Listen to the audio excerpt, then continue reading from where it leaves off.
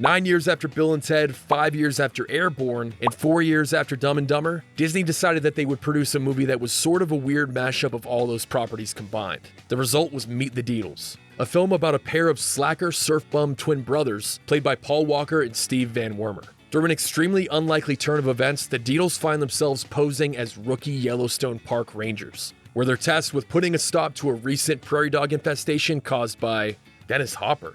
You have no idea what's about to hit you. Meet the Deedles was the very first collaboration between Disney and a production company with a logo that should remind many 80s and 90s kids of simpler times. Dick! Whoa, sorry, wrong clip. Run it back, run it back.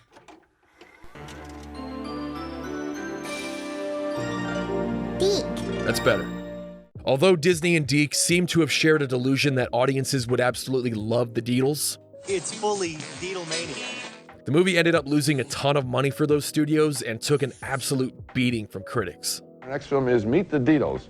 Is this an annoying experience to the point that from now on, possibly for the rest of my life, I may have a negative physical reaction to hearing the word Deedles? Oh, Roger, don't. While this isn't one of the best comedies of the 90s or even 1998 for that matter, Meet the Deedles has enough going for it that I just couldn't resist dedicating an entire episode to it. So grab some swim trunks and a box of Twinkies and get ready to meet the Deedles. The most unlikely comic duo since Bill and Ted. Bill and Stu. Deedle. Disney's Meet the Deedles. The opening credit sequence does a great job of telling us everything we need to know about the Deedle brothers. Phil is the laid-back twin who sleeps in a hammock. He has a poster of Tia Carrera on his wall. Swing. Swing. And a Nintendo 64 with no game in it for copyright reasons. But if I had to guess, I'd say Phil's game of choice would be either Wave Race, Pilot Wings, or Gex 64. Actually, Gex 64 didn't release until a few months after this movie, so how exactly would that be his favorite game? Unsubbing. Meanwhile, Stu Deedle, also a radical surfer, conveniently has a full-blown meth lab within arm's reach of his bed. Yes! Hell yeah! All jokes aside, this is supposed to foreshadow the fact that, even though he's a gnarly surfer with some idiotic tendencies, Stu is the book-smart Deedle brother. Throughout the movie, he utilizes a lot of technology and spouts off a bunch of science mumbo-jumbo. It's simple science, like potato clock or cold fusion. Which leads me to believe that his character was also partially inspired by Garth from Wayne's World. Steve Van Wormer is an actor who popped up in a bunch of things in the late 90s, but he's mostly moved on to voiceover work. I immediately recognized his voice as one of the most annoying characters in Tony Hawk's American Wasteland.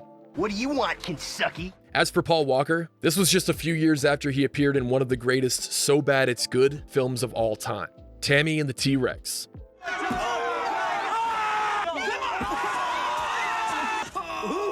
Good move. Under normal circumstances, I would question how anybody could still have a career after doing a movie like that, but Paul's on-screen charisma was undeniable.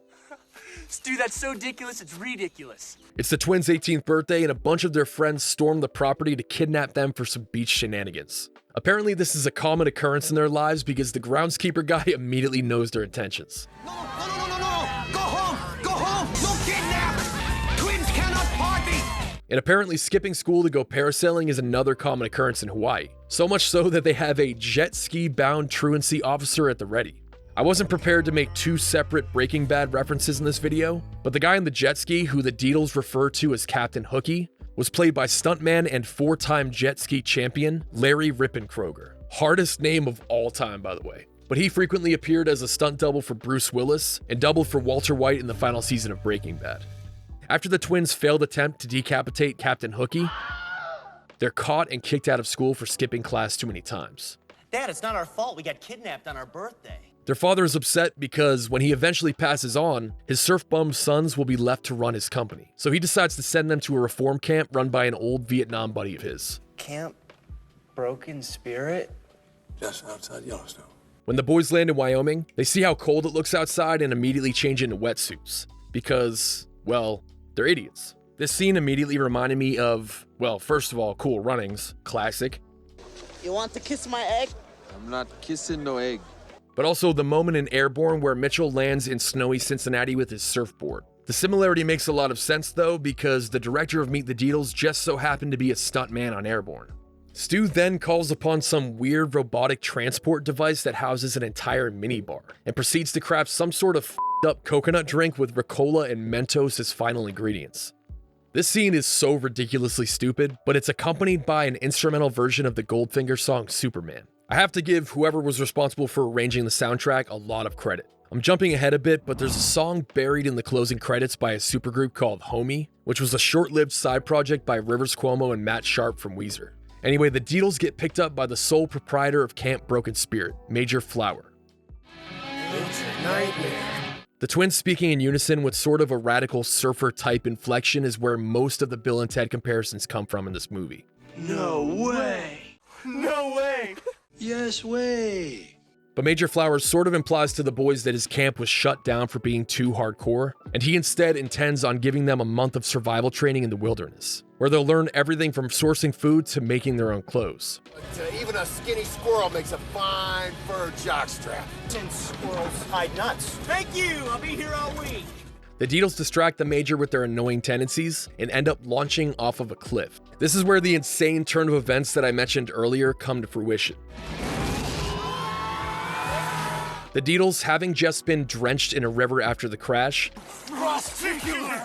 steal the clothes of two Yellowstone Park Ranger recruit sisters named Mel and Mo. Now, for some reason, they also decide to steal their underwear, which becomes a recurring joke throughout the film. And I mean, you're not supposed to have underwear on while wearing a wetsuit, but at that point, just like go commando, what the fuck? While attempting to longboard their way back to the airport, they accidentally go the wrong direction and end up in Yellowstone, where they crash and get knocked unconscious. Because of the names written into the clothes they stole, they're mistakenly identified as the new recruits. Meanwhile, the real Mel and Mo are stuck in a tree after being chased by a lion that escaped from a circus truck that crashed because of the Deedles. They're treated by a nurse who acts just a little bit too horny for a Disney movie. There is not a nick on you, and you know I looked. And Stu tries to convince his brother that they should continue to pose as park ranger recruits so they can use the experience to prove their maturity to their father. First off, we don't know squat about park rangering. And what about the real rookies, it's Mel and Mo? If they show up and we're them, they'll pound us. I don't think they can, man. I've seen their panties. Phil initially hesitates. 2 words, Stu. No. But changes his mind when he lays eyes on AJ Langer. Hey guys, I'm Lieutenant Jesse Ryan. And we're your 2 new recruits. Oh, hot. Want to touch the hiney. The park has been infested by prairie dogs, or as Phil refers to them throughout the movie, P-Dog at 12 o'clock. the real Mel and Mo were scouted as recruits because of their expertise in the removal of said creatures. So the Deedles are forced to take upon the task themselves, and they have to complete it before Old Faithful's birthday celebration. This is basically the driving force for the entire plot of the film. It's really stupid, but would absolutely never be made into a movie these days, so I can't help but appreciate its simplicity. The man at the center of the P-Dog infestation is former head ranger Frank Slater. His full motivations aren't made clear until the final 15 minutes of the movie, but he's using prairie dogs to dig tunnels throughout the park. Slater was fired and banned from the park after trying to reactivate some of the extinct geysers in Yellowstone. Clearly the ban didn't work because the dude literally lives in a sketchy Airstream trailer with an elaborate system of tunnels underneath it. You might be wondering, how in the hell did Dennis Hopper get suckered into doing a goofy-ass Disney movie like this? To be fair, he did do the Super Mario Bros. Movie a few years prior. But there are 2 reasons that a film legend would start randomly appearing in family-friendly entertainment. 1, money, or 2, the actor or actress in question has young kids that they want to make some movies for. Mr. Hopper understandably didn't feel comfortable showing his 8-year-old son Blue Velvet or Texas Chainsaw Massacre 2. Yeah, in your new movie, though, you're not playing a bad guy, really, are you? No, I have a lot of prairie dogs. I did this, actually, for my 7-year-old. He told me, he saw Mario Brothers. He said, I think you're a pretty good actor, but why do you take parts like that? And I said, so you can have shoes, Henry. And he said, Daddy, I don't need shoes that badly. Oh, you see that? A critic at home. Dennis Hopper appearing as a villain is one thing, but he's surrounded by a pair of henchmen who also have ties to the horror genre. Richard Lineback plays a character named Mr. Crab. He previously appeared as a deputy in one of the most despised entries of the Friday the 13th franchise, and he was also in Speed with Dennis Hopper a few years prior. Speaking of which, Frank Slater is actually very similar to Howard Payne from Speed. He even performs most of his evil deeds from the comfort of a recliner chair, surrounded by way too many televisions, and also uses explosives later on in the movie. But Slater's other henchman, simply referred to as Nemo, was played by Robert Englund, aka Freddy Krueger himself. Stu attempts to tackle the prairie dog problem with a variety of solutions, including some weird gas that makes you shit your pants the second you inhale it, and by tying tubes of icy hot onto a prairie dog so that it spreads throughout the tunnels, making it easier to distinguish the heat signatures of the methylated cream from other mammals in the park. Meanwhile, Phil focuses his efforts on tackling Lieutenant Ryan. Man, she's one firing hottie. What I wouldn't give to be the Deedle of Her Haystack. But things get complicated when he realizes that she's the stepdaughter of Ranger Captain Pine. Hey, Daddy. Daddy. What? By the way, the timing of this upload was completely unplanned. I totally forgot that this character was played by John Ashton, who will be making a return to the Beverly Hills Cop franchise literally next week. But the Deedles are forced to adopt the lifestyle of Mel and Mo by living outdoors, being one with nature, and sourcing all of their food directly from the earth. We're supposed to be total outdoors women. Slater quickly becomes aware of the Deedles' efforts to foil his plan, which leads to the absolute funniest aspect of this film. He literally attempts to murder them on several occasions, but things always pan out for the Deedles. Brake lines cut, time for a gnarly jump, Braj.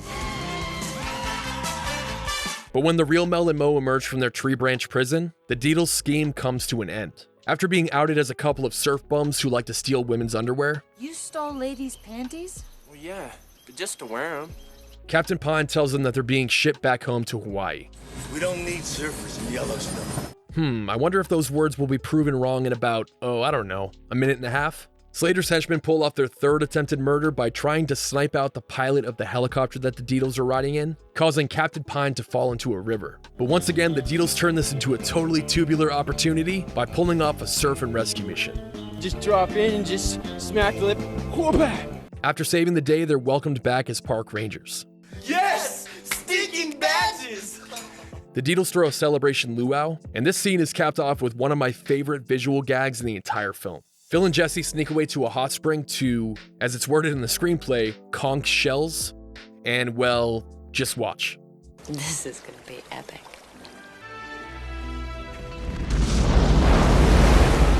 Someone is selling the original production script for the movie on eBay, and based on the pictures they provided, it seems like the movie was originally going to be packed with harmless jokes aimed at a teenage audience, in sort of a similar vein to something like Dude, Where's My Car?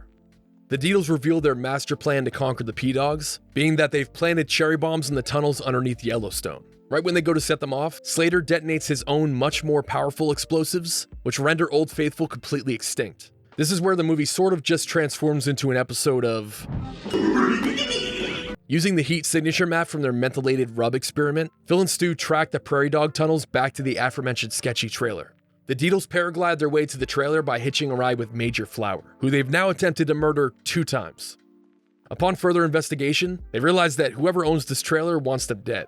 Like, dude, what the fuck? This is something you'd see in Zodiac, not a family-friendly Disney film. Slater's henchmen take the Deedles down to his lair, and his grand plan is finally revealed. Deedle, nice of you to drop in. With Old Faithful now seemingly dead, all of the pressure from that geyser is actually being diverted to his lair and will be sent up to an extinct geyser next to his trailer. He intends to build a new park called Slaterstone, which features an adult bookstore directly next to a billboard of his face. Now, of course, Robert Englund can't be in a movie with an underground setting and not attempt to cut someone up, but while attempting to slice and dice the Deedle Brothers, they make their escape. By re-diverting the pressure of Old Faithful, Phil and Stu blast out of the geyser, making for one of the funniest green screen moments in the entire film. With Slater and his boys shipped off to federal pound me in the ass prison, the boys hijack his plan by opening up their own park called Deedlestone. With that, Wyoming becomes a top surf destination. They've earned the respect of their father, Phil gets the girl, and Stu gets to stroke his little P-Dog all day long. As much as I appreciate this movie for what it is, a stupid 90s buddy comedy with an insanely unlikely plot, this movie did not lend itself to a trailer that would entice anyone to go see it in theaters. Not to mention, Paul Walker didn't have basically any star power at this point in time, and all of the trailers and teasers didn't show Dennis Hopper or his henchmen. I'm guessing that when he signed on to do this movie, his contract included a stipulation that he wasn't obligated to appear in any of the teasers. With some really boring trailers and seemingly no star power behind this movie, it's not surprising that it bombed hard in theaters. But money doesn't mean a thing when your movie manages to take home some brass. Well, in this case, porcelain. In 1999, Meet the Deedles was up for 3 different awards at the 21st Annual Stinkers Bad Movie Awards. Dennis Hopper was nominated for Worst Supporting Actor, the Deedle Brothers were nominated for Worst On-Screen Couple, and the film won the award for Most Painfully Unfunny Comedy. Insert laugh here. When the movie landed on VHS, Disney tried their best to sell this as a successor to Bill and Ted or Wayne's World, and in other countries, Dumb and Dumber. But I think those claims just reeked of desperation because nobody really seems to remember this movie. It didn't help that the director's next movie, Johnny Tsunami, had an extremely similar plot. Not to mention, Steve Van Wormer made a return in that movie, pulling a Jean-Claude Van Damme by appearing as identical twin brothers who own rival ski and snowboard shops. But I recommend Meet the Deedles to fans of pretty much every movie I've brought up in this video. Just don't expect it to be on the same level as those properties. I will say that the writer of this movie went on to do Meet the Parents and Meet the Fockers, so this could technically be considered a weird, unrelated Surfer Bro entry in that franchise. But that'll do it for today's episode. I hope you enjoyed it. Comment down below with your thoughts on Prairie Dogs. As always, thank you for watching, and I'll see you on the next one.